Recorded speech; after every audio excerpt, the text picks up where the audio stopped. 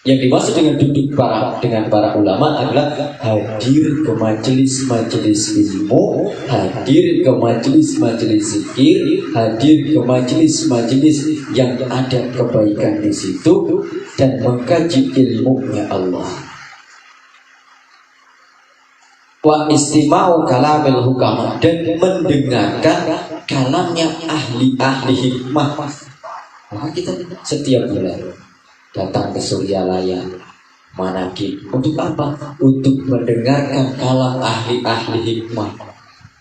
Kita mencari nasihat-nasihat yang berkaitan dengan batinnya ilmu kita, supaya bisa bijak dalam menghadapi kehidupan sehari-hari. Kita butuh nasihat, maka datang lagi soal minta nasihat, minta doa. Ini adalah salah satu usaha.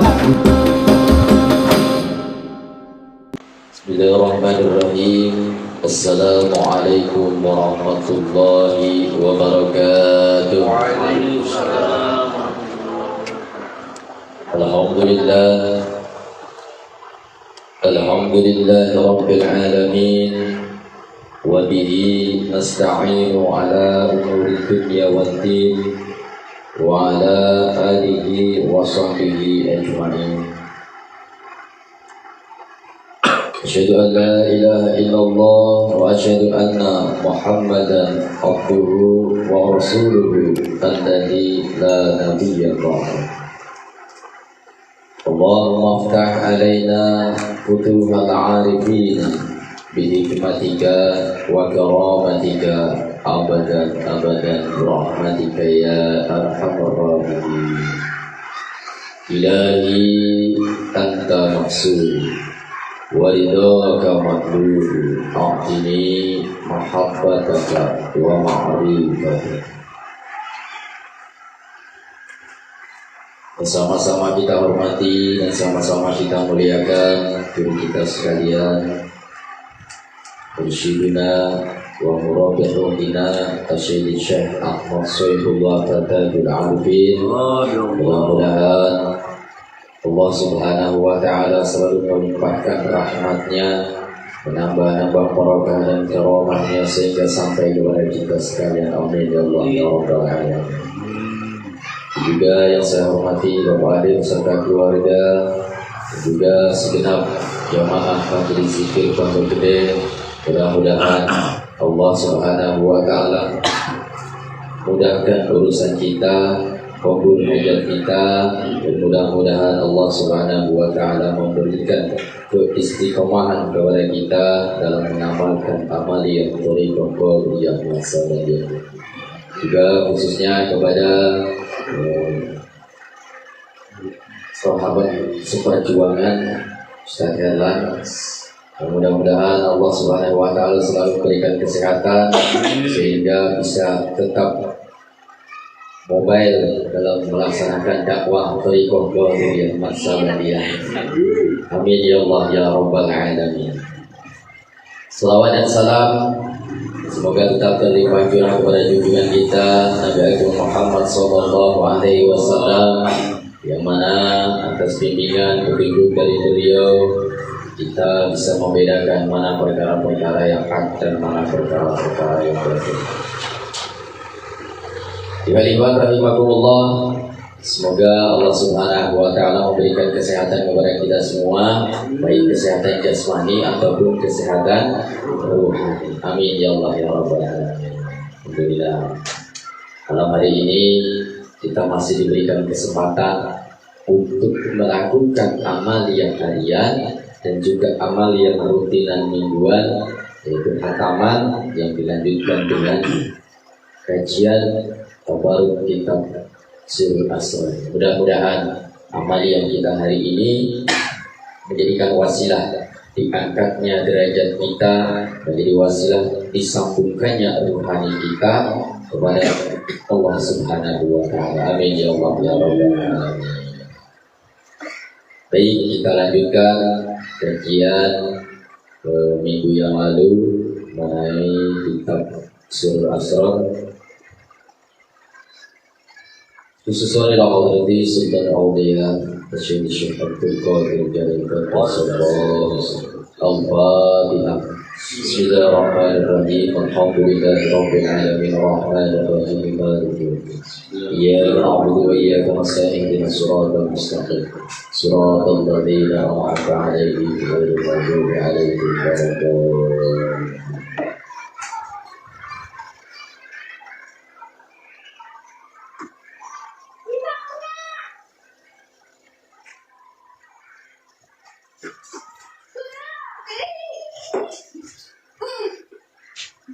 Bismillahirrahmanirrahim. Fal ilmu batin yahdi ila dzalika sirr. Maka ilmu batin yahdi ila dzalika sirr. Yang ilmu batin inilah yang menunjukkan kita untuk sampai kepada rahasia-rahasia. Nah, jadi kemarin kita mengkaji bahwasanya Allah Subhanahu wa Ta'ala membagi dua ilmu, yaitu ilmu zahir dan ilmu batin. Ilmu zahir tentu saja yang berkaitan dengan ilmu yang terlihat, mempelajari hal-hal yang terlihat. Kemudian ilmu batin yaitu ilmu yang menunjukkan kita, mengajarkan kita untuk sampai atau mempelajari apa yang menjadi rahasia-rahasianya. Contohnya, ilmu zahir kita dalam berzikir ada syaratnya 3. Yang pertama biwudu'in kamil. Nah, tata cara dalam berwudu, syarat wudu, rukun wudu, kemudian sunnah-sunnahnya itu ilmu zahir. Kemudian ilmu yang batinnya itu ada, kenapa kok kita harus berwudu? Kemudian ketika kita kentut, begitu wudu yang dibasuh mukanya, apa rahasianya? Untuk bisa mengetahui rahasia-rahasia itu, maka dibutuhkan ilmu yang batin. Untuk bisa wudu secara sah menurut syar'i, menurut tuntunannya, syarat rukunnya, itu disebut ilmu zahir. Maka ilmu zahir dan ilmu batin kedua-duanya harus seimbang. Zahirnya dikaji, batinnya pun dipelajari. Maka yang menunjukkan, yang membukakan kita akan rahasia-rahasia daripada segala sesuatu itu adalah ilmu batin. Wa kullu ulumin wal ma'arifu kullaha qasrun dari kasir. Dan ilmu-ilmu yang umum, yang diketahui, yang terlihat itu adalah sebagai kulit daripada ilmu yang batin. Jadi ilmu yang batin itu tidak bisa dibiarkan dengan sendirinya. Artinya harus dibungkus dengan ilmu zahir. Kalau ilmu batin dibiarkan terbuka, maka tidak akan bisa membuka rahasia-rahasia, atau mungkin justru yang seharusnya dirahasiakan malah dibuka. Wa amal ulama al-dhahirati minhum warasatus syekh. Dan ulama-ulama yang zahir, yang mempelajari ilmu zahir, itu adalah pewaris-pewaris daripada ilmu yang sir tadi. Jadi ilmu yang batin itu diwariskan kepada orang-orang ulama zahir sebagai rahasianya. Jadi ulama yang zahir mempunyai rahasia ilmu yang batin, karena ilmu yang batin tidak bisa diperlihatkan secara zahir. Nah, kemarin yang gampang yaitu lampu. Lampu kalau kawat pijarnya itu dibuka, itu tidak akan bisa. Nah, tapi harus dibungkus. Nah, bungkus yang pertama, itu bungkus kulit. Setelah dibungkus lagi. Supaya apa? Supaya ilmu batinnya itu menjadi kuat, aman, dan apa yang ada di dalam itu terlindung. Maka ilmu batin ini tidak bisa kita buka dengan begitu saja. Kalau dibuka yang namanya lampu, kadang kena angin, hujan panas, nanti akan justru malah membahayakan. Begitupun ilmu batin ketika dibuka akan berbahaya. Batuhu bimanzilati sahibul furud wa ba'duhum bimanzilatil asad wa ba'duhum bimanzilati dawil arham. Jadi ada ulama-ulama yang menjadi pewaris rahasia-rahasia tadi itu seperti orang-orang ahli waris. Ada juga orang-orang yang dawil arham yang dekat. Kalau ahli waris kan paling tidak dari orang tua, kemudian ke anak-anaknya, kemudian orang-orang yang terdekat. Itu sama. Jadi orang-orang yang diberikan kemampuan untuk diwarisi ilmu batin itu adalah orang-orang yang dekat dengan ahli ilmu batin tadi.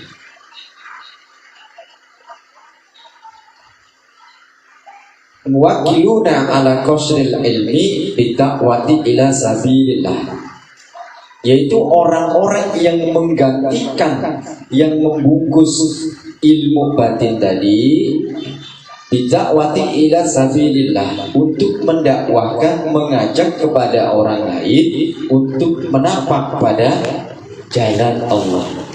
Dengan apa? Bimau'idotil hasanah, dengan nasihat-nasihat yang baik.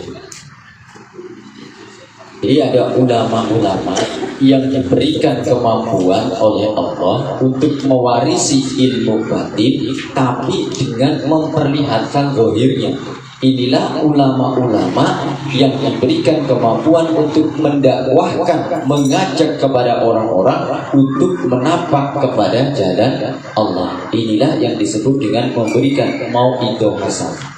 Setelah orang yang diajak tadi ikut masuk menapak jalan kepada Allah, maka kemudian akan diberikan ilmu batinnya, rahasia-rahasia. Maka ketika kita mengajak saudara-saudara kita untuk ikut, untuk mengamalkan thariqah Qadiriyah Naqsabandiyah ini, tidak bisa langsung, oh kamu harus zikir kopi begini-begini. Tapi ajaklah mereka untuk mengenal. Tugas kita menyampaikan masalah talqin dan sebagainya itu adalah hak Allah. Kewajiban kita menyampaikan. Seandainya sudah kita sampaikan, seandainya sudah kita kasih tahu, tetapi masih belum mau, belum mengikuti, maka itu bukan hak kita untuk memaksakan. Tapi kita hanya mengajak. Yang memberikan hidayah, yang memberikan kekuatan yang kita ajak itu untuk masuk, untuk mendapatkan talqin zikir, itu mutlak hak Allah. Maka yahdillahu linurihi may yasha. Jadi kita hanya menunjukkan bahwa apa yang diajarkan, apa yang kita dakwakan itu adalah jalan yang baik, jalan yang benar, jalan yang lurus. Seandainya mereka tidak mau mengikuti, jangan kita paksakan. Itu kewajiban kita untuk menyampaikan. Hak mereka untuk mengikuti, hak Allah untuk memberikan petunjuk. Jadi kalau kita memaksakannya, berarti kita malah mendahului Allah. Karena yang menggerakkan hati mereka, yang membuka jalan, yang mengarahkan qalbu mereka untuk bisa tergerak masuk ke dalam thariqah Qadiriyah Naqsabandiyah ataupun thariqah yang lain, itu adalah mutlak atas kehendak Allah. Wal mazayyihu as-sunniyati mutasalsalatin silsilatihim ila Ali ibn Abi Thalib radhiyallahu anhu. Dan ulama-ulama, para guru-guru yang ahli sunnah, yang silsilahnya tersambung pada Sayyidina Ali bin Abi Thalib karamallahu wajhah, anhu muwakkiluna bi muhzil ilmi ala babil ulumi bid da'wati ila Allah ta'ala. ulama-ulama yang ahli sunnah, masyayikh yang silsilahnya tersambung sampai kepada Sayyidina Ali, ini adalah ulama yang menjadi sumber dari segala sumber ilmu yang mendakwahkan kepada jalan Allah. Dengan apa? Bil hikmah. Ini yang jalan. Jadi orang-orang ulama, ahli-ahli ilmu yang mendakwahkan dengan sekedar mengucapkan kalimat-kalimat dengan mengajak dengan ilmu yang secara lisan, ya secara ngomong begini baik. Tapi yang berdakwah bil hikmah, berdakwah dengan kebijakan, dengan kearifan, itu ulama-ulama khusus yang silsilahnya tersambung sampai kepada Rasulullah SAW. Maka ulama-ulama yang hanya mendakwahkan dengan ucapan, mendakwahkan dengan keilmuannya, itu belum tentu mendapatkan apa yang disebut kemarin sebagai nur, hikmah, kearifan. Maka penting di dalam kita amaliyah apa yang disebut khidmat ilmiah. Nah, ini khidmatnya jangan ditinggal. Kalau hanya sekedar kajian keilmuan, maka ilmu yang didapat itu tidak akan menjadi khidmat. Kalau ilmu tidak menjadi khidmat, maka akan membahayakan. Orang punya ilmu terkadang merasa diri lebih pandai, lebih pintar, lebih tahu. Tapi orang yang berilmu dan arif, maka orang itu akan semakin menunduk. Tapi kalau orang yang berilmu tapi merasa dia yang mempunyai ilmu dan tidak ada kearifan, maka yang dilihat adalah kearifan terus. Apalagi kalau mempelajari ilmu yang tinggi-tinggi, pesantrennya di Aras, begitu lulus, masya Allah, lulusan Aras tidak mau nunduk. Ini apa? Maka ilmu yang manfaat ini adalah ilmu yang kita pelajari dengan jalan hikmah. Dari mana? Dari ulama-ulama yang tersambung silsilahnya sampai kepada Rasulullah Sallallahu Alaihi Wasallam melalui Sayyidina Ali karramallahu wajhahu. Maka dijulukilah Sayyidina Ali sebagai pintunya ilmu.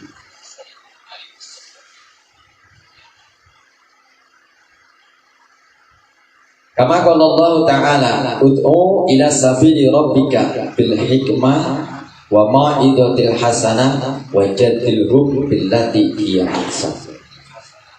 Dan ajaklah kepada jalan Allah dengan hikmah dan mau'idhah hasanah, dan dengan berbantahan atau diskusi billati hiya ahsan, dengan cara yang baik. Nah sekarang kan yang ramai wajadilhum billati hiya ahsannya saja. Ada orang salah dikit langsung, wih begini, ini salah, ini tidak ada tuntunannya. Nah, debat terus. Kalau menang merasa, saya sudah mengalahkan ini. Nah, saya punya teman cerita sama saya, alhamdulillah saya mah sudah debat dengan pemuka agama lain, ada 3 atau 4, alhamdulillah pernah. Masya Allah, dengan bangganya. Bukan itu ilmu yang kita, tapi ilmu yang manfaat adalah ilmu yang kita amalkan. Dan ilmu yang kita amalkan adalah ilmu yang kita nyatakan. Bagaimana kita menyatakan ilmu? Dengan merubah ilmu itu menjadi akhlak. Maka Tuhan saya mengatakan, aku lebih menghargai orang yang berakhlak daripada ahli ilmu. Kalau hanya sekedar ilmu, kalau zaman sekarang mah Mbah Google aja yang paling pintar. Tapi ilmu yang ada di Mbah Google itu tidak menjadi akhlak. Karena apa? Tidak diamalkan. Nah, lihat Mbah Google lagi mengamalkan ilmu, ya kan? Tapi orang-orang yang mengamalkan ilmunya walaupun sedikit, maka inilah yang disebut orang yang berakhlak. Maka ada rahasia kenapa Allah disebut Khaliq,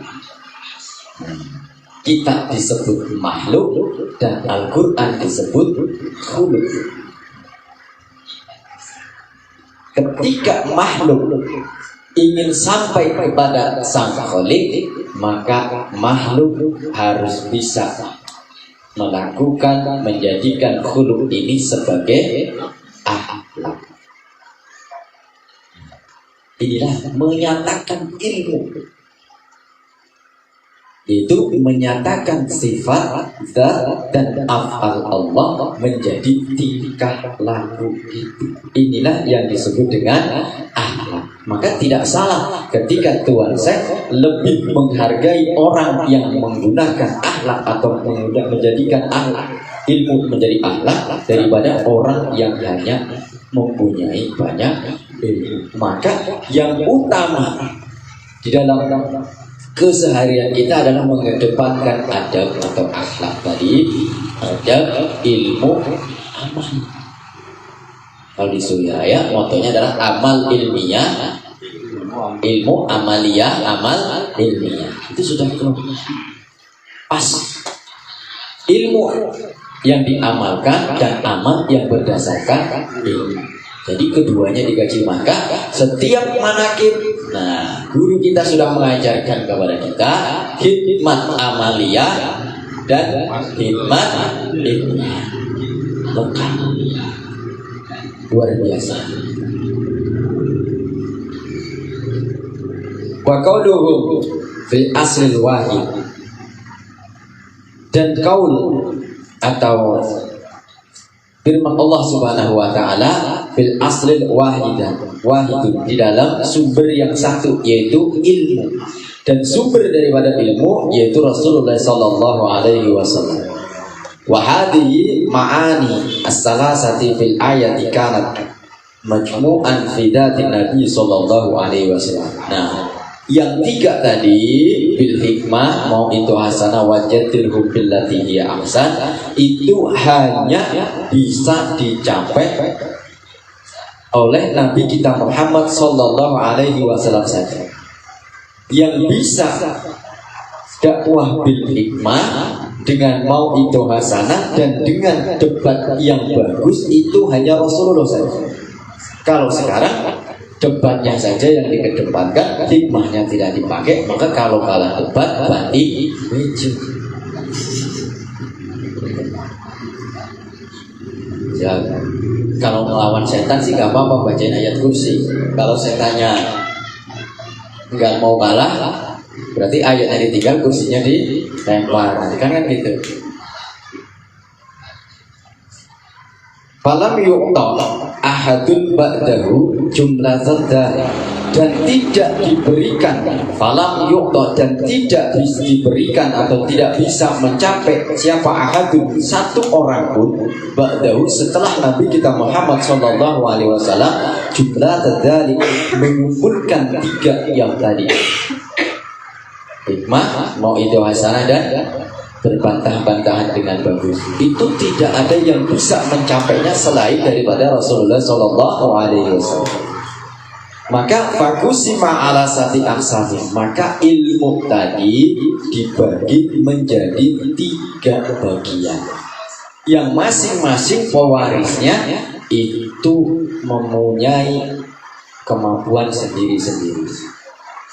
Nah, tadi kenapa kok diibaratkan dengan al-ulama warasatul anbiya. Jadi ilmu dari Rasulullah sallallahu alaihi wasallam itu tidak bisa diturunkan utuh diterima oleh satu orang. Maka dibagi, diwariskan masing-masing, dibagi menjadi tiga bagian. Nah, kalau wariskan gitu Pak, nggak bisa. Wah, Sulis punya lahan 1 hektar, anaknya 3, dikasihin sama satu orang aja 1, diwariskan, yang 2 gak kebagian. Itu nggak bisa seperti itu karena tidak memungkinkan atau mungkin dibagi tidak rata. Nah, tapi masing-masing mempunyai bagian. Oh, si Anu anak perempuan bagiannya sepertiga. Dia punya anak laki-laki dibagi beda. Maka yang lahan 1 hektar tadi setelah diwariskan itu pemiliknya tidak bisa memiliki 1 hektar tapi dibagi 3. Nah, yang mempunyai utuh 3 unsur atau 3 bagian adalah Rasulullah SAW. Kemudian dibagi menjadi 3 bagian. Yang pertama aksamul awal, bagian yang awal, wahwa lubbuh, yaitu ilmu batinnya ilmu, wahwa ilmul hal, yaitu ilmu tingkah laku. Nah, ini isi daripada ilmu adalah tingkah lakunya, akhlak, pengamalan daripada ilmu. Akti lirijal, diberikan kepada siapa ilmu hal tadi? Kepada orang-orang yang kuat atau rijalullah. Siapa rijalullah? Dalam surat An-Nur, fi buyutin adinallahu an turfa'a wa yuzkara fi ismihi. Sabbihu, bagaimana? Bisabbihu lahu bil ghuduwi wal asal. Rijalun la tulhihim tijaratun wala bai'un an dzikrillah. Artinya ilmu itu diberikan kepada rijal, dan rijal itu adalah orang-orang yang tidak terganggu penghasilan atau kerjanya, dagangnya, aktivitasnya itu tidak mengganggu untuk tetap ingat kepada Allah. Ini disebut dengan rijal yang la tulhihim amwaluhu wala auladuhu an dzikrillah. Jadi apapun yang dia punya, apapun yang ada padanya itu tidak mengganggu untuk tetap ingat kepada Allah.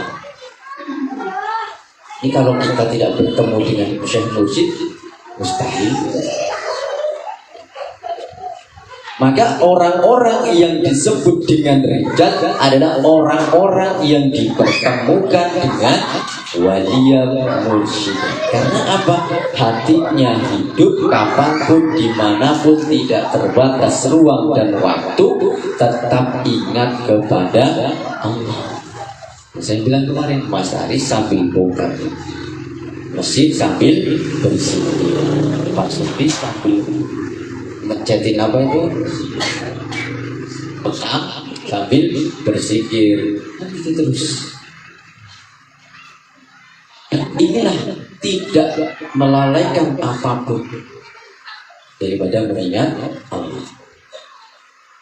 Wahimatur rijal bihi, dan diberikan kepada semangatnya rijalullah. Kama qala Rasulullah sallallahu alaihi wasallam, himmatur rijal tanfa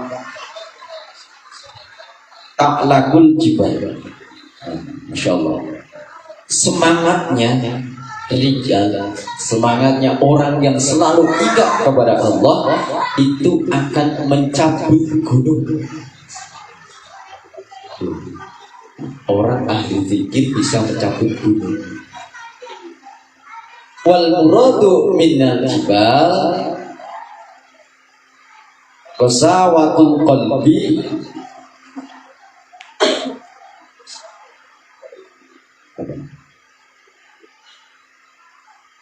yamhu bidu'aihim wa tadurru'ihim.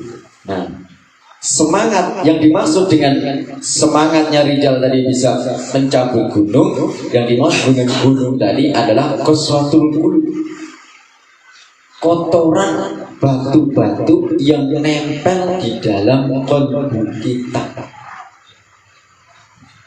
Maka kotoran-kotoran ini hanya bisa dihilangkan dengan ingat kepada Allah. Dan orang yang selalu ingat kepada Allah itu disebut dengan rijalullah.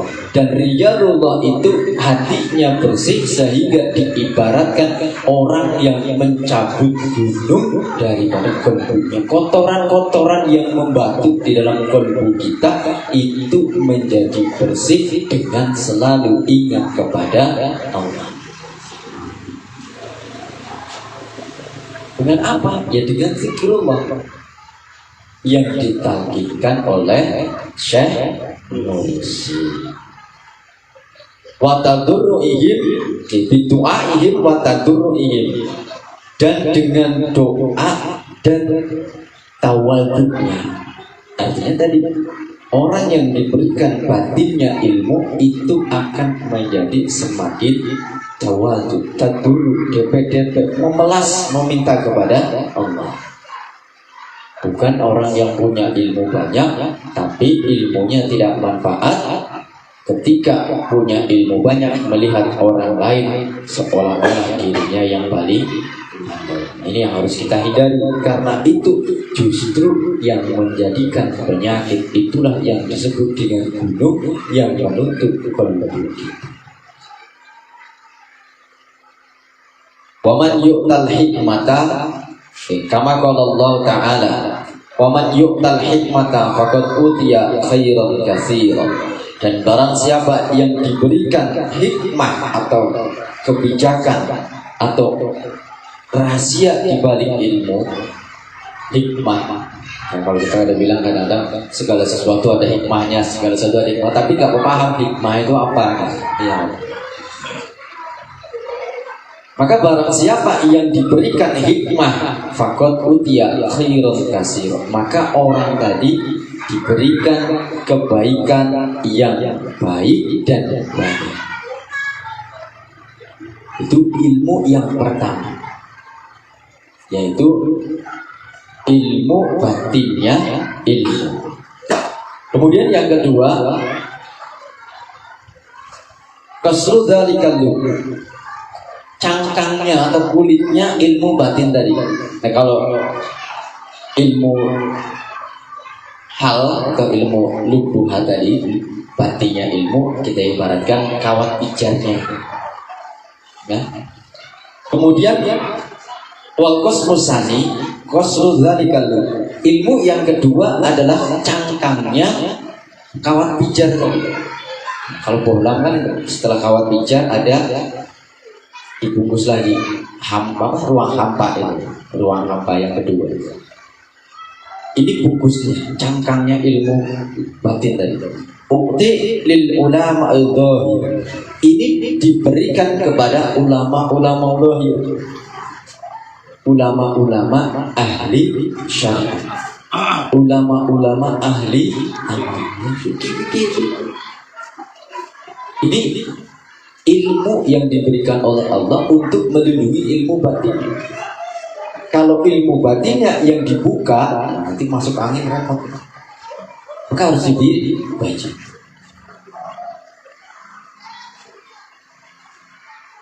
Wa huwa mau'izatul hasanah, yaitu ulama-ulama yang mendakwahkan dengan mau'izah hasanah, mengajak pada jalan yang kebaikan, memberikan nasihat-nasihat yang bagus.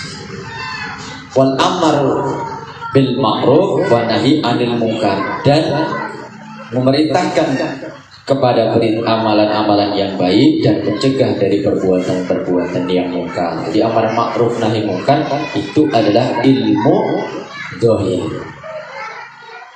yang diberikan kepada ulama-ulama zahir yang mendakwahkan dengan mau'izah hasan. Kama qala Rasulullah sallallahu alaihi wasallam, al-alimu ya'idu bil ilmil adab. Orang-orang alim memberikan nasihat dengan ilmu dan adab. Wal jahilu yaitu biturbi wal ghadab. Dan orang-orang yang jahil itu memberikan nasihat dengan pukulan dan kemarahan. Nah, kalau ada ulama ahli ilmu yang memberikan nasihat dengan memukul, memaksakan dan kebencian, mengajak pada kebencian, oh si aku begini ya, membuat orang menjadi itu berarti masih orang jahil. Nah, tapi orang-orang yang berilmu akan memberikan nasihat dengan ilmu dan adab. Nih bedanya, orang pandai adalah orang yang berilmu. Orang yang jahil adalah orang yang selalu menanamkan kebencian. Kalau sekarang kan kayak ujaran kebencian dikit-dikit, oh si anak begini ya.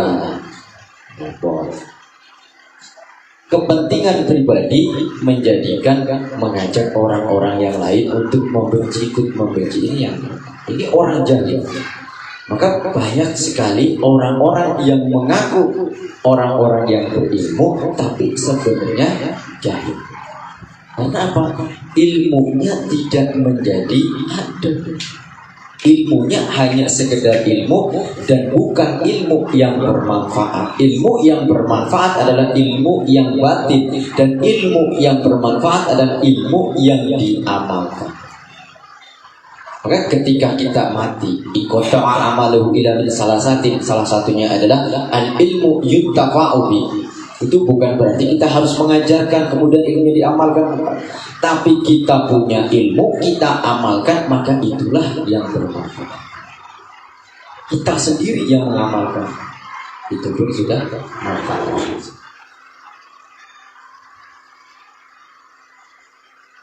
Wal qasmu salisu, dan bagian yang ketiga, wahwa qasrul qasr, yaitu kulitnya kulit.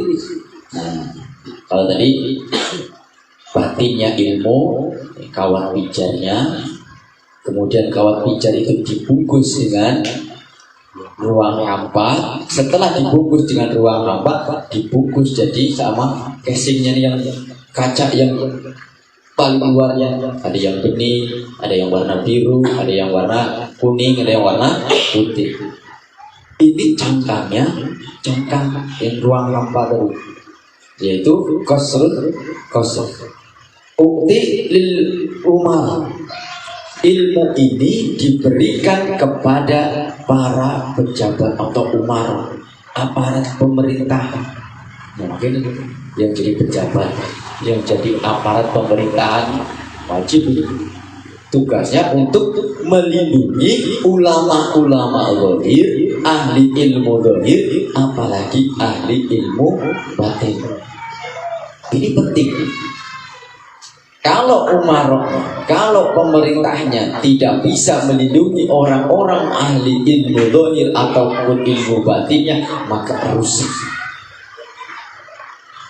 semuanya. Umarnya pasti rusak, ulamanya pun jadi rusak, ahli ilmu batinnya apalagi, karena harus dilindungi. Kalau tidak dilindungi, seperti kawat pijar yang jadi lampu terus dibuka, begitu naik mobil kacanya nggak ada, pecah, kawat pijar terbuka, kena hujan konslet. Yang terbakar siapa? Mobilnya semua terbakar. Begitupun satu negara, ketika umaroknya, ketika pejabatnya, ketika pemerintahnya tidak melindungi ulama-ulama zahir ataupun ulama batin, maka yang rusak satu negara, bukan hanya ulama ataupun bukan hanya umaroknya. Harus hati-hati. Maka qasrul qasri itu diberikan kepada para umara, wa huwa al-adlu dhahiri,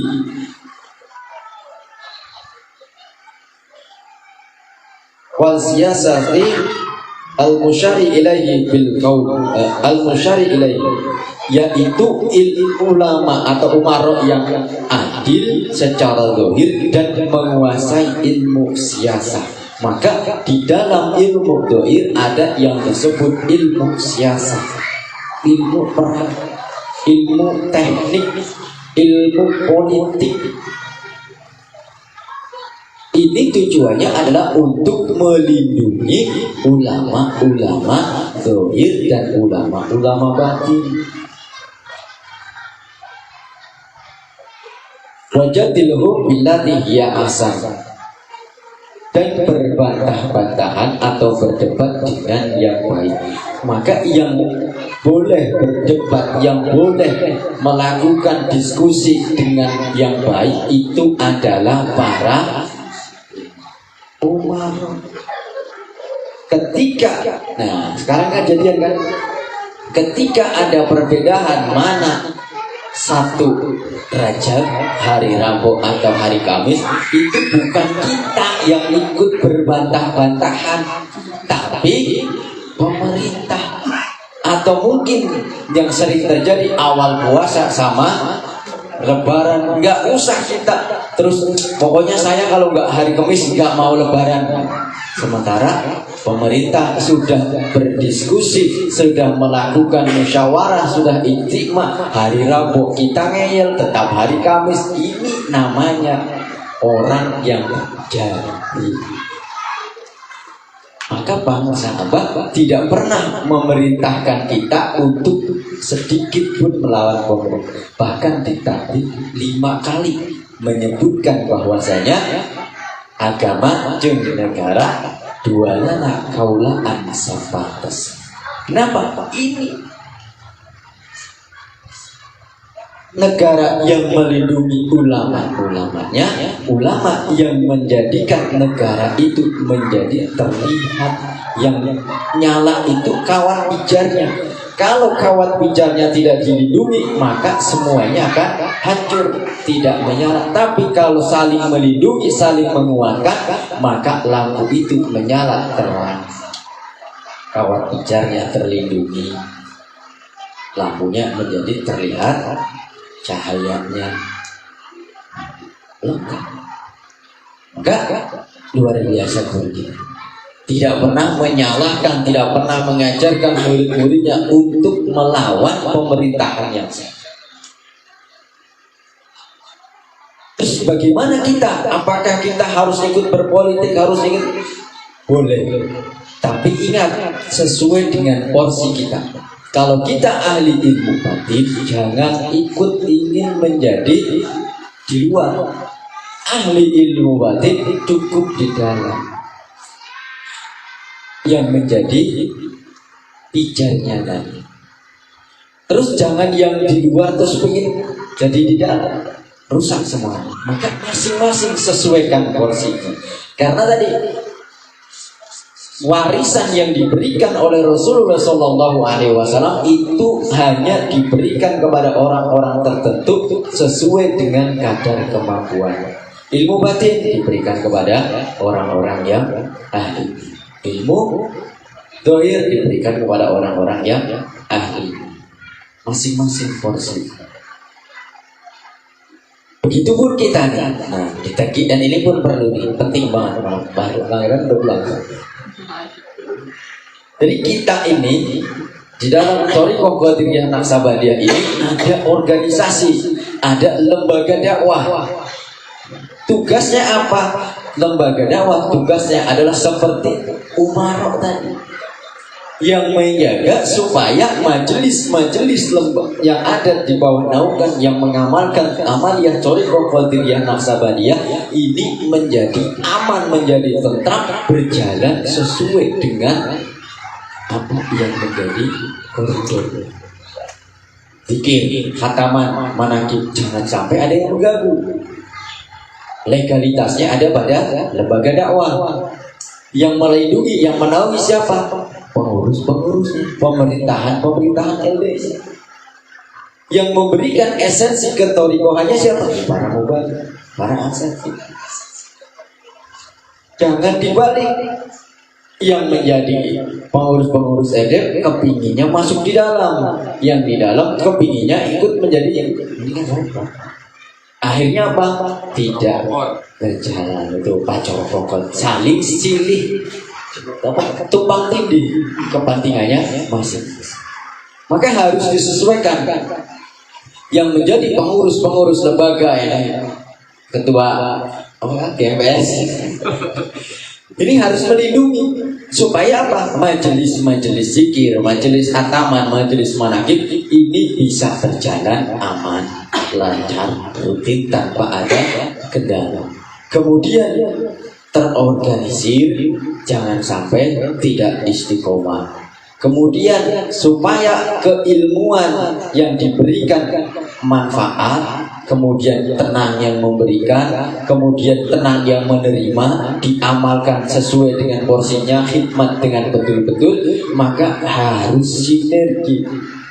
Batinnya ilmu, kulitnya batin, dan kulitnya kulit ini harus benar-benar sinkron. Kata Tuhan saya seperti ini. Maka ini harus kita sinkron.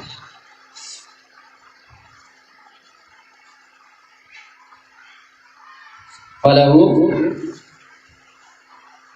mudahirul qahri, dan setelah bersatu tadi maka akan terlihat kekuatan. Coba kalau lampunya tadi kan dibungkus nyala akan terlihat terang. Kalau lembaga para mubalik dan para pengamal sinergi, maka majelis-majelis semakin kuat, tenang, berzikir tenang, lembaga majelis berjalan sebagaimana mestinya, saling support. Maka ini akan menjadi satu kekuatan yang dahsyat. Maka akan menjadi terlihatlah kekuatan. Wasababul siyanihi adamul ladzi kal qasril akhdari minal jawaz, dan menjadi sebab akan menjadi seperti kulit kelapa yang hijau.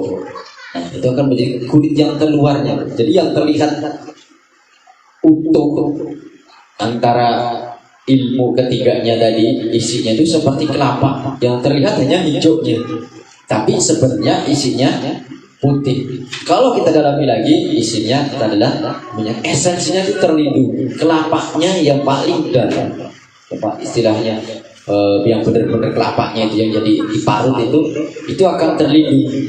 Yang kelihatan adalah hijaunya, kulit luarnya. Maka ketika ilmu ketiganya ini sinergi, yang terlihat adalah umaroknya, yang terlihat adalah lembaganya. Bukan yang terlihat yang di dalam, tapi yang terlihat justru kulit luar. Tapi kulit luar itu terlihat kesempurnaannya, bahwasanya inti daripada yang terlihat itu adalah batin. Suatu negara akan menjadi negara yang baldatun thayyibatun wa rabbun ghafur ketika umaroknya bagus. Kalau umaroknya bagus, berarti melindungi para ulama ahli ilmu tauhid dan ilmu batin. Maka negara yang terlihat itu adalah Indonesia ini orangnya ilmunya bagus-bagus, pendidikannya tinggi dan sebagainya. Tapi yang terlihat adalah Indonesia. Lembaganya bagus, maju. Jakarta Timur, majelis-majelis di sini banyak ini. Yang terlihat adalah lembaga. Tapi ketika terbalik yang terlibat corokobet, maka akan menjadi repot. Yang terlihat kelapanya nggak lama sudah menjadi basi.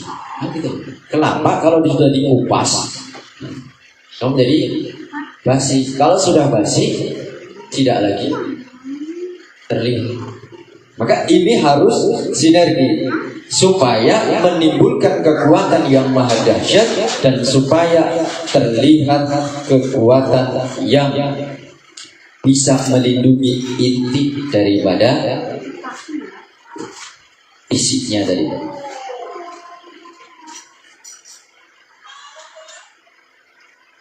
Wa maqamul ulama dzahir, dan makomnya ulama dzahir kal qasril ahmari syadid, seperti kulit yang merah di bawah kulit tadi kan, ibarat kelapa yang terlihat hijau, kemudian setelah dikupas hijaunya akan terlihat serabutnya. Nah, ini warnanya ibaratkan merah. Wa maqamul faqari minal mutasawwifina al-arifina wal mughnil maqsud minal khilafis syajari wa huwa al-dub. Dan kedudukan ulama-ulama batin yang membersihkan qalbunya, yaitu orang-orang arif yang menjadi sumber ilmu, itu seperti kelapanya, intinya tadi. Ya. Jadi bisa terlihat, bisa diumpamakan bahwasanya kelapa itu harus ada yang melindungi kulit-kulitnya. Walidzalika qala Rasulullah sallallahu alaihi wasallam, "Alaikum bi mujalasatil ulama wa istima'i kalamal hukama fa inna Allah ta'ala yuhyil qalbal mauta bi nuril hikmah kama yuhyil ardal maitata bima'il matar." Di sini Rasulullah sallallahu alaihi wasallam memerintahkan kepada kita, alaikum bi mujalasatil ulama, wajib atasmu untuk duduk dengan para ulama.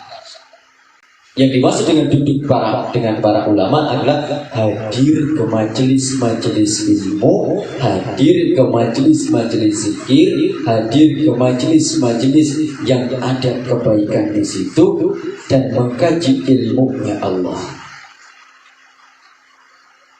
Wa istima'u kalamil hukama, dan mendengarkan kalamnya ahli-ahli hikmah.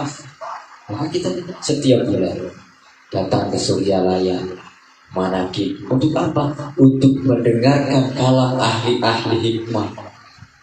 Kita mencari nasihat-nasihat yang berkaitan dengan batinnya ilmu. Kita supaya bisa bijak dalam menghadapi kehidupan sehari-hari, kita butuh nasihat, maka datang lagi soal minta nasihat, minta doakan. Ini adalah salah satu usaha untuk mendengarkan kalam-kalamnya ahli hikmah. Maksudnya ilmu hikmah, tapi ahli hikmah. Fa inna Allah ta'ala yuhyil qalbal maita binuri hikmah. Dan sesungguhnya Allah subhanahu wa ta'ala menghidupkan kalbunya orang-orang yang mati. Sebut orang mati ini bukan orang yang mati jasad, bukan mati secara fisik, tapi mati kalbunya. Artinya mati tidak ingat kepada Allah, mati tidak berzikir kepada Allah. Dengan apa menghidupkannya? Binuri hikmah. Nah, kembali ke yang kemarin lagi, kembali kepada nurnya, nur Nabi kita Muhammad sallallahu alaihi wasallam. Kama yuhyil arda, sebagaimana Allah menghidupkan bumi, al-maitata yang mati, bima'il matori, dengan hujan yang lebat. Jadi maksud hujan yang lebat ini adalah hidupnya qalbu kita dengan nurnya. Dan qalbu kita dikatakan hidup ketika qalbu kita seperti air hujan. Bisa dipahami? Ketika qalbu kita berzikir ingat kepada Allah seperti air hujan yang lebat. Artinya zikirnya itu terus menerus tanpa putus. Nah, kalau cuma netes ke tangan kita gerakin, nggak kerasa, nggak kena. Tapi kalau hujan lebat, kita gerakan seluruh ini akan basah. Jadi hidupnya qalbu kita itu ketika qalbu kita seperti hujan yang lebat, bukan hanya gerimis. Maka ada hadis yang menyebutkan bahwa ketika turun hujan, maka disitulah doa yang mustajab. Hujan yang mana? Hujannya qalbu kita dengan ingat kepada Allah. Artinya kolbu kita selalu hidup berzikir kepada Allah tanpa putus. Itulah mustajabnya. Lihat sekarang, kapan kita harus berdoa? Kapanpun pada saat kolbu kita hidup, ingat terus kepada Allah. Zikir khofinya itu. Maka inilah yang disebut dengan turunnya hujan, yaitu hujan rahmat. Insyaallah. Wa qala Rasulullah sallallahu alaihi wasallam, kalimatul hikmati dollatul hakimi akhadaha haitsu wajadaha.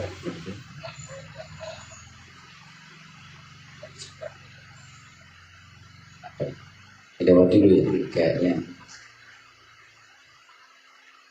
agak susah.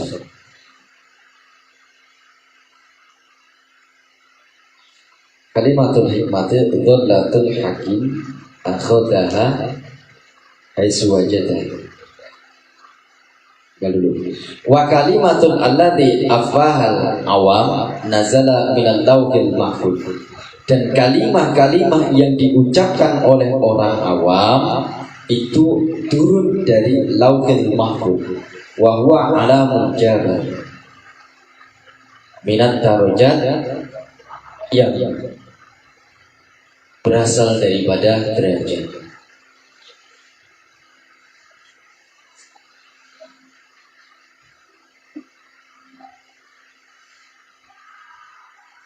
Kalimah yang terucap dari mulutnya orang-orang awam itu adalah kalimat yang diturunkan daripada lauhil mahfuz, yaitu alam jabar, daripada derajat. Jadi orang-orang awam ketika mengucapkan kalimat itu adalah kalimat yang diturunkan oleh Allah daripada lauhil mahfuz. Jadi ucapan-ucapan kita itu sudah ditentukan oleh Allah dari alam lauhil mahfuz, yaitu dari alam jabar. Maka kalimat orang awam ini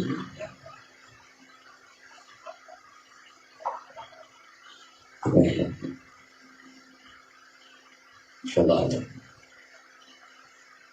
Maka kalimat orang-orang awam ini tidak bisa kita jadikan patokan, karena ternyata di alam lahut itu masih ada godaan-godaan syaitan. Paham ya? Jadi alam jabarut itu masih bisa digoda oleh setan. Jadi ketika seseorang mengucapkan kalimat, mengucapkan kata-kata, itu masih bisa ditumpangi oleh syaitan. Wa kalimatul ladzi fi afwahil rijal wasilatun nazalat min lauhil akbar bi lisanil qudsi bila wasitatin fil qurbah. Dan ucapan-ucapan rijal tadi, ucapan-ucapan orang yang selalu hidup qalbunya dengan mengingat Allah, itu adalah ucapan yang menjadikan wasilah yang diturunkan dari lauhil akbar bilisanil qudsi, dengan lisan yang bersih, bila wasitotin fil qurbah, tanpa perantara dari alam qurbah, yaitu alam lahut. Dan alam lahut, alam qurbah ini adalah alam yang tidak bisa dimasuki oleh syaitan. Bagaimana ketika Rasulullah SAW melakukan mi'raj, begitu Rasulullah akan masuk ke dalam alam qurbah, itu malaikat berkata, "Ya Rasul, aku cukup mengantarkanmu sampai di sini. Berikutnya engkau sendiri yang Seandainya aku melangkah sedikit saja, maka aku akan terbakar. Maka alam kurbah ini tidak bisa dimasuki oleh setan, bahkan malaikatul mukarrabin pun tidak masuk. Dan orang-orang yang disebut dengan rijal tadi, apa yang diucapkan, apa yang dikeluarkan dari mulutnya itu bukan dari dirinya sendiri, tapi dari alam kurbah, yaitu yang tanpa bila wasitotin, tanpa perantara, langsung daripada Allah Subhanahu wa ta'ala. Maka Syekh Mursyid, orang-orang yang selalu ingat kepada Allah, itu apa yang diucapkan itu adalah daripada langsung dari alam kurbah fi lauhil akbar. Maka hati-hati dengan ucapan orang-orang yang seperti doanya makbul, ucapannya diijabah. Bahkan yang diaminkan oleh orang-orang yang seperti itu pun makbul. Ini yang menjadi wasilah. Maka kita yang masih hanya di alam yang bawah ini membutuhkan wasilah untuk bisa menyampaikan kita kepada filauhil akbar.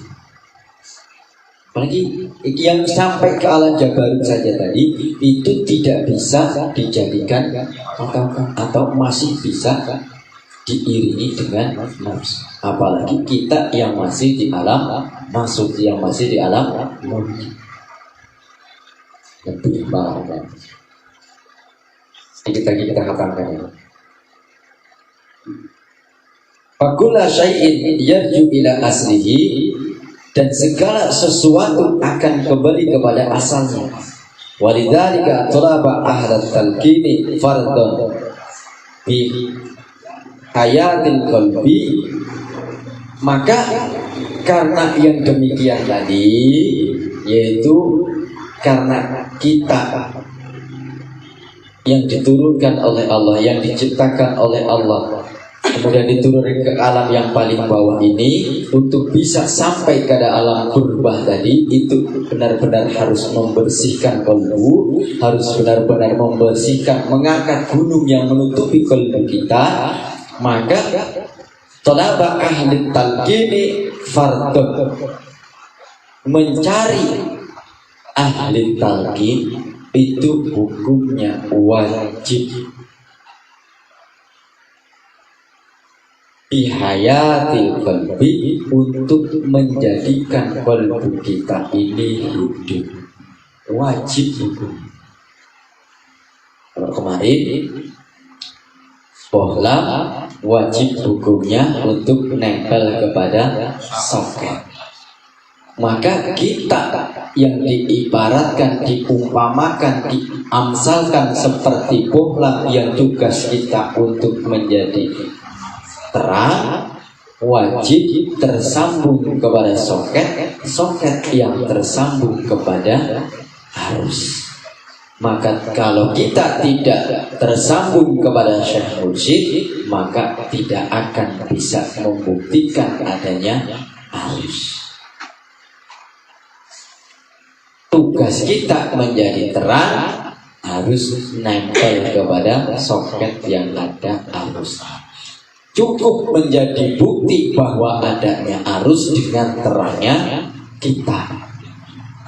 Tidak usah arusnya kita pegang, tapi cukup dengan terangnya kita membuktikan adanya arus. Dan bukti terangnya kita itu adalah karena adanya arus.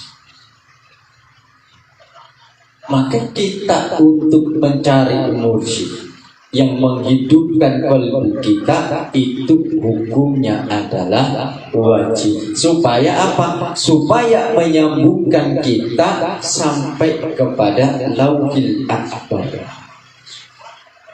sampai kepada alam yang tidak lagi ada siapapun yang bisa masuk kecuali kita dan Allah. Dengan apa? Tentu saja dengan kita menyambungkan diri kepada waliya mursyidah.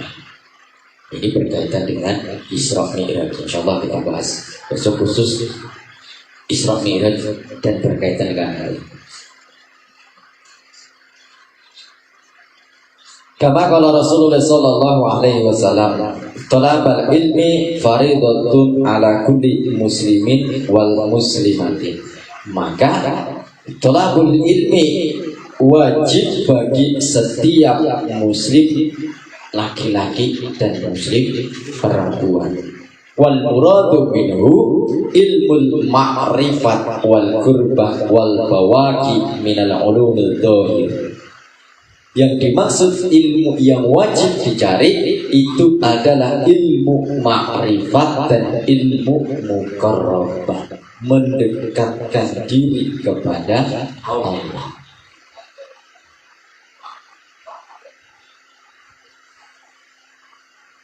Wa bawaqi minal ulumil dhahir, dan menetapkan daripada ilmu-ilmu dhahir la yahtaju ilaiha illa ma yu'ta bihal faraidu, dan tidak bisa atau tidak membutuhkan baginya atau tidak diperlukan kecuali dengan fardunya menetapkan hal-hal yang fardu. Jadi ilmu yang kita pelajari, ilmu-ilmu dhahir itu tidak manfaat kalau tidak kita amalkan. Yang wajib-wajibnya yang kita cari dulu. Kama qala Imam Al-Ghazali rahimahullah ta'ala, hayatul qalbi ilmul wadahir. Hidupnya hati itu adalah ilmu. Maka cari, tetapkanlah, dapatkan ilmu itu. Jadi yang wajib adalah mencari ilmu untuk bisa menghidupkan qalbi. Ini yang wajib, ain pertama. Maka talqin zikir ini menjadi fardu ain bagi kita. Yang pertama adalah mendapatkan talqin zikir. Kalau kita sudah mendapatkan talqin zikir, maka qalbu kita bisa hidup. Maka inilah yang dimaksud dengan kita antasyhada an la ilaha illallah. Awwaluddin ma'rifatullah.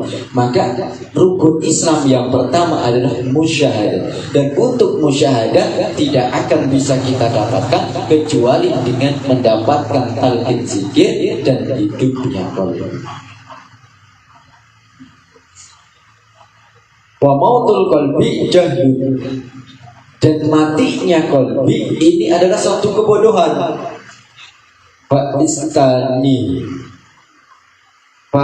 Fastani, maka tinggalkanlah, jauhilah matinya qalbi.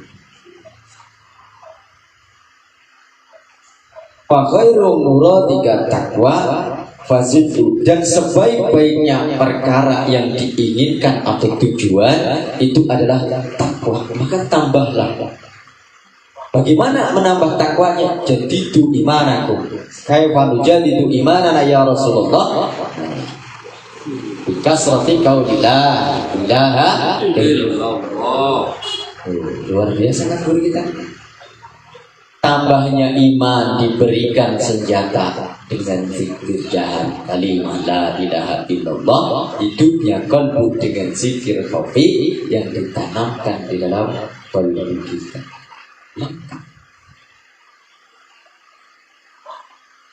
Kafaka bima wa'adtuka fata'idhu, maka cukupkanlah akan dirimu apa yang telah dijelaskan tadi. Agungkan. Jadi ketika kita sudah mendapatkan ilmu yang zahir, ilmu yang batin, hidup qalbu dengan nambah iman tadi, maka kita akan dimuliakan oleh Allah, akan dicukupkan oleh Allah. Kama qala Allah Ta'ala, fatazawwadu fa inna khairaz zati taqwa. maka tambahkanlah atas kalian semua, karena sesungguhnya sebaik-baiknya tambahan itu adalah tambahnya takut. Yang jelaskan guru kita mau berikan ilmu yang luar biasa. Allah Ta'ala ayyujawazu abidahu ilal kurban.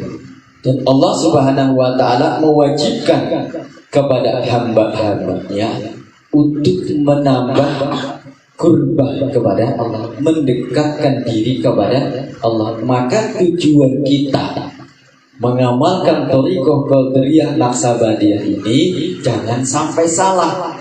Tujuannya adalah untuk mendekatkan diri kepada Allah, yaitu dengan berzikir kepada Allah. Maka ilahi anta maksudi, ini tujuannya adalah Allah. Amaliyah kita untuk mendekatkan diri kepada Allah, taqarrub ilallah. Wala yaltafit ila darajati, maka jangan terpana atau tergoda oleh derajat. Kadang-kadang kita udah mendekatkan diri kepada Allah, banyak godaannya. Oh, bocah ini bisa itu, punya ini, punya itu. Ini adalah salah satu daripada cobaan. Kama qala Allah Ta'ala, innal ladzina amanu wa amilus sholihat. Bagaimana sesungguhnya orang-orang yang iman dan orang-orang yang soleh itu adalah orang-orang yang mendekatkan diri kepada Allah. Wa kama qala Allah Ta'ala, qul la as'alukum alaihi ajran illa al-mawadata fil qurba. Dan tidaklah diminta atas kalian semua balasan daripada mendekatkan diri kepada Allah. Tujuan kita adalah mendekatkan diri kepada Allah. Wal muradu ilmu wal muradu minhu alamul qurbah, yaitu ilmu mendekatkan diri kepada Allah fi ahadi fil ahadi aqwal, di dalam satu kesatuan, satu perumpamaan. Maka ini ilmu yang luar biasa. Zikir jahar, zikir khafi, ini kesempurnaan ilmu yang sempurna. Tinggal kita mengamalkan, tinggal kita mendawamkan supaya diberikan istiqomah, supaya terus berjalan menuju Allah. Maka inilah yang disebut dengan Isra Mi'raj. Isra adalah berjalan, dimana Nabi berjalan dari Masjidil Haram ilal Masjidil Aqsa. Ini adalah thariqah. Kita berjalan menuju Allah, mendekatkan diri kepada Allah dengan apa? Dengan amaliyah zahir. Mi'rajnya adalah kita terbang menuju Allah. Maka kemarin la yalijul abdi ila ba'da tawallada marratain katayyuri fa inna tayyuri tawallada marratain. Tidak akan bisa sampai kepada Allah siapa hamba-hamba kecuali dia telah dilahirkan kedua kali. Dilahirkan dua kali. Bukan berarti sudah brojol terus masuk lagi, tapi dilahirkan dua kali. Artinya pertama kita dilahirkan itu kita masih dalam keadaan mau mati, kalbu kita mati. Maka kita harus dihidupkan oleh siapa? Oleh Syekh Mursyid dengan talqin zikir, kalbu kita menjadi hidup. Setelah hidup, supaya kita bisa terbang menuju Allah, maka harus melakukan perjalanan menjadikan sayap kita ini penuh. Sama kalau burung begitu lahir, kan namanya kalau bahasa Jawa mah cindil. Begitu cindil nanti akan tumbuh bulu. Pertama suri-suri dong, suri-suri dong. Terus apa namanya sisir sebutnya. Sudah sisir penuh, setelah penuh baru bisa terbang. Maka kita dalam perjalanan menuju Allah itu yang paling berat adalah memenuhi diri kita, memenuhi sayap kita, memenuhi buruk kita. Kalau dalam bahasa Iran itu kan buruk yang dijadikan kendaraan. Apa itu buruk? Digambarkan hewan yang ada sayapnya. Kalau kita dalami buruk itu ya diri kita sendiri yang penuh dengan zikrullah. Maka ketika diri kita, ketika jasmani kita, ketika ruhani kita, ketika kalbu kita ini sudah penuh dengan zikrullah, disitulah baru kita bisa terbang menuju Allah. Burung kalau bulunya sudah penuh, burung kalau sudah diengkrami, sudah netas, kemudian bulunya penuh, sayapnya kedua-duanya penuh, baru bisa terbang. Maka kita kalau belum penuh jangan merasa sudah bisa terbang, baru bisa loncat, terkam kunci.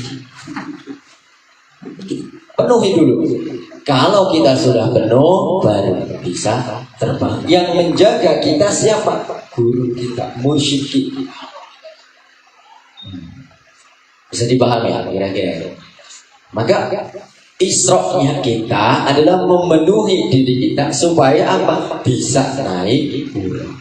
Maka di dalam Manqobah disebutkan ketika Rasulullah SAW mau naik buruk itu kesulitan mengejar buruk. Baru bisa naik buruk setelah memijak pundak tuan. Artinya apa? Kita ini baru bisa terbang. Kita ini baru bisa sampai kepada Allah kalau kita sudah penuh sayap kita dengan apa? Dengan petunjuk daripada Syekh Mursyid. Wow. Inilah. Jadi Isra Mi'raj itu bukan hanya di bulan Rajab saja, tapi 12 bulan kita harus bisa Isra Mi'raj. Terus berjalan menuju Allah dengan jasmani kita. Maka disuruh ayat sholat sunat, sholat wajib, sholat sunat, sholat wajib ini adalah Isra-nya, Mi'rajnya dengan zikir qalbi. Jadi paham ya? Luar biasa. Insyaallah mudah-mudahan manfaat. Insyaallah ini ada yang belum terpahami satu kalimat. Insyaallah pertemuan berikutnya kita ulang sedikit. Kayaknya agak kurang bisa pada satu kalimat yang saya nggak ngerti maknanya. Jadi kalau kita dipaksakan takutnya salah. Jadi insyaallah yang berikutnya kita ulang sedikit. Alhamdulillah untuk bab 5 kita sudah khatamkan malam hari ini. Cukup bab 5 kali pertemuan. Bab 6 mudah-mudahan gak 6 kali pertemuan.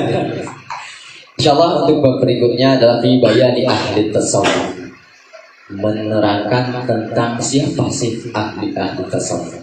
Jadi nanti kita bisa membedakan mana orang yang betul-betul ahli tasawuf, mana orang-orang yang ahli tara'uf. Kalau kita berbicara ilmu tasawuf, kita bisa membedakan mana yang ilmu tasawuf dan mana ilmu tara'uf. Kita kalau ilmu tasawuf pasti akan terlihat seperti apa, tanda-tandanya, ciri-cirinya, orang yang seperti apa, kemudian ini seperti apa. Tapi kalau orang-orang tara'uf pun akan terlihat serupa tapi tak sama. Mungkin kita harus berhati-hati, jangan sampai kita pun termasuk ahli tara'uf. Tara'uf itu ada yang nggak pernah cuci muka. Kalau cuci muka namanya raup gitu. Kalau bahasa kerennya tara'uf itu nggak pernah cuci muka. Alhamdulillah, mudah-mudahan manfaat dan mudah-mudahan Allah Subhanahu wa taala menjadikan ilmu yang kita pelajari, ilmu yang kita kaji ini menjadikan khidmat, sehingga ilmu yang kita dapatkan menjadikan kita semakin tawadu, menjadikan kita semakin mengerti bahwa ternyata kita ini adalah bodoh. Jadi ilmu semakin kita pelajari, yang terlihat adalah kita semakin bodoh. Kalau kita hanya mempelajari ilmu tapi ternyata melihat orang lain semakin bodoh, berarti ilmunya tidak manfaat. Tapi ketika kita mempelajari ilmu justru melihat kita semakin bodoh, itulah ilmu yang barokah. Karena berarti kita akan terus mencari ilmu. Ya, mudah-mudahan ada ridho dari guru, ada ridho dari mu'alim, dan ada ridho dari Allah Subhanahu wa ta'ala. Kurang lebihnya mohon maaf. Billahi taufiq wal hidayah. Wassalamualaikum warahmatullahi wabarakatuh.